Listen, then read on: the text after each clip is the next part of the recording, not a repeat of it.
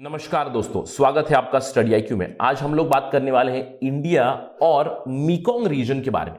देखिए, हाल ही में हम लोगों ने देखा है इंडिया के अच्छे रिलेशंस चल रहे हैं वियतनाम के साथ, म्यांमार के साथ। तो it is a very good indication that India and some countries in the Mekong region are doing very very good. But in general India के स्ट्रेटेजिक टाइज जो है मीकोंग सब रीजन में, हमें इस चीज के बारे में थोड़ा सा फोकस करना पड़ेगा, थोड़ा इंप्रूवमेंट करने की जरूरत है। देखिए, ये आर्टिकल लिखा था क्रेजो व्योम ने, बहुत ही इंपॉर्टेंट राइटर है। अगर आप पॉलिटिकल साइंस बैकग्राउंड से बिलोंग करते हैं तो you need to read his articles, because specifically he focuses on India's regional diplomacy और sub regionalism in South and South East Asia. तो अगर कोई बात हो रही है मीकोंग गंगा कोऑपरेशन की, अगर कोई बात हो रही है बिम्स्टेक की, आसियान की, ऑब्वियसली क्रेजो व्योम की बातें they do matter for political science students. So let's begin our discussion here. But before that, I am your friend Rahul Saigaonkar. अगर आप मुझे फॉलो करना चाहते हो, you can follow me on the ID Rahul Sai 222. Study IQ आपके लिए लाया है comprehensive prelims का means program for UPSC 2021. For more information, please download the app from Google Play Store and don't forget to hit the bell icon and subscribe to our channel Study IQ. देखिए, हम लोग एक observation करेंगे और कुछ news की बात करेंगे। जैसे कि हाल ही में हम लोगों ने देखा है कि दिसंबर 2020 में इंडिया और वियतनाम की वर्चुअल समिट हुई, जहां पे बहुत सारे एमओयूज एग्रीमेंट्स साइन किए गए। तो पार्टनरशिप स्ट्रेंथन जरूर हो रही है। इससे पहले अगर हम लोग बात करें, कुछ महीनों पहले सिटमेक्स भी हुआ, इंडिया सिंगापुर थाईलैंड का ट्राइलैटरल मैरिटाइम एक्सरसाइज भी कंप्लीट हुआ। तो मैं चाहता हूं कि आप फोकस करें इन चीजों पे। हम लोग Mekong nations as a whole नहीं देख रहे हैं, but in general Mekong region के जो देश आते हैं, जैसे कि वियतनाम हो गया, थाईलैंड हो गया, इन देशों के साथ हमारे अच्छे रिलेशंस चल रहे हैं। इसमें म्यांमार को भी इंक्लूड कर सकते हैं हम लोग। तो Vietnam and Myanmar relations and India relations have been going on very very well. Apart from that, अगर इस रीजन के बारे में देखें तो हमारी ऑलरेडी एक पॉलिसी चल रही है, एक्ट ईस्ट पॉलिसी।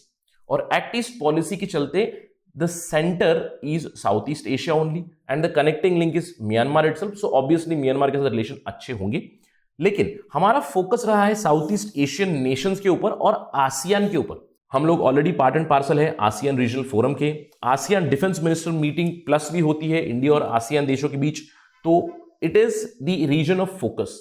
बट हम लोग यहां पे बात करने वाले हैं मीकोंग देशों के बारे में। चलिए मैप में देखते हैं। Our focus has been on the entire Southeast Asian region here.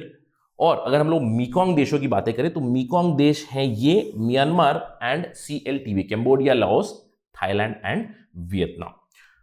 तो हम लोग बात करने वाले हैं कैसा हमारे रिलेशन चल रहा है इस मीकोंग रीजन नेशंस के साथ, as a whole, as a region और as a sub reason.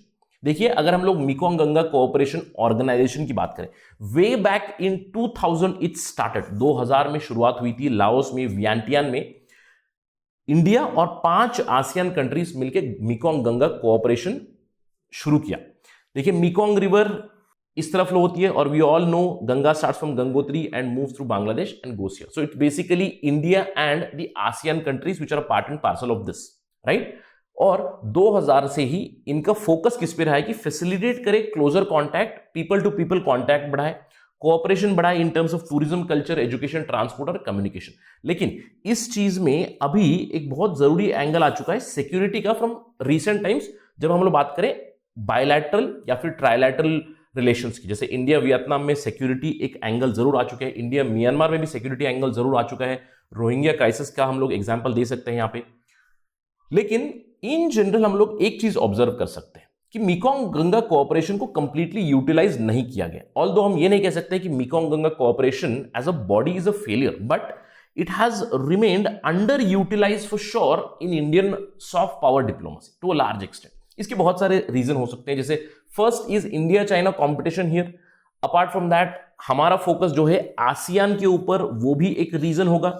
ASEAN के अलावा हमारा आजकल फोकस हो चुका है बिम्स्टेक के ऊपर, तो ये भी एक रीजन होगा for neglect of Mekong Ganga cooperation to some extent.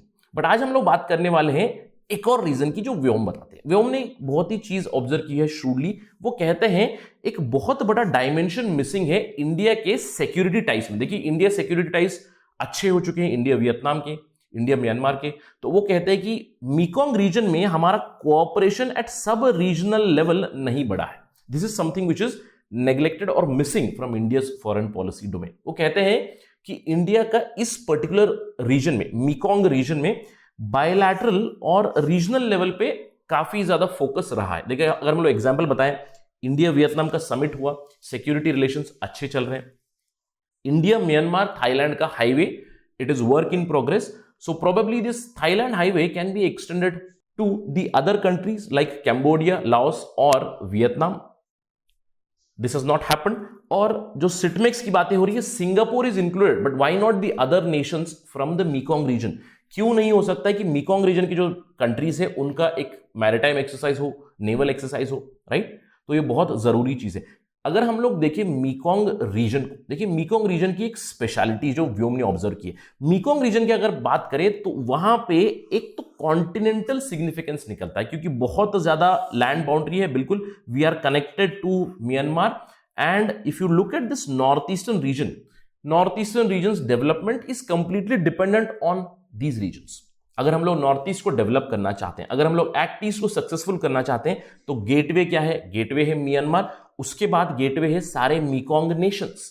अगर हमें नॉर्थ ईस्टर्न प्रोडक्ट्स के लिए मार्केट चाहिए तो हमें बहुत जरूरी चीज है कि हम मीकोंग नेशंस के साथ रिलेशंस अच्छे बनाएं, और सिक्योरिटी रिलेशंस अच्छे बनाना बहुत जरूरी है, क्योंकि north eastern region is again infested with insurgency, we all know. तो एक कॉन्टिनेंटल एंगल तो है ही है, इसके अलावा एक मैरिटाइम सिग्निफिकेंस भी बहुत जरूरी होता है। देखिए अगर आप फोकस करें यहाँ पे म्यांमार पे, अगर आप फोकस करें वियतनाम पे, अगर आप फोकस करें थाईलैंड पे, all these countries are very very important from maritime perspective also. They are very closer to the South China Sea, in fact towards the Bay of Bengal region, near the Andaman Sea. All these countries are very important from maritime perspective also. तो जो ये हमारे foreign policy में हुआ है, जो dimension missing है मीकोंग Nations के बारे में, उसको रेक्टिफाई करने की बहुत जरूरत है। तो what is needed, what should be our future perspective? New Delhi को सबसे पहले तो एक्सप्लोर करना चाहिए security cooperation at various levels. I wouldn't say not just with the Mekong nations but with other nations also. ये बहुत जरूरी चीज है हमारे लिए। बट अगर हम लोग मीकोंग देशों की बात करें तो स्ट्रेटेजिक और सिक्योरिटी अरेंजमेंट को मीकोंग सब रीजन में लाना बहुत जरूरी है।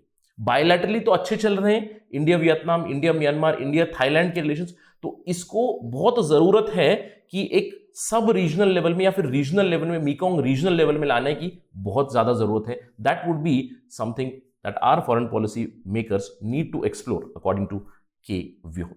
That's it from my side on this part of discussion. Thank you for watching. Jai Hind.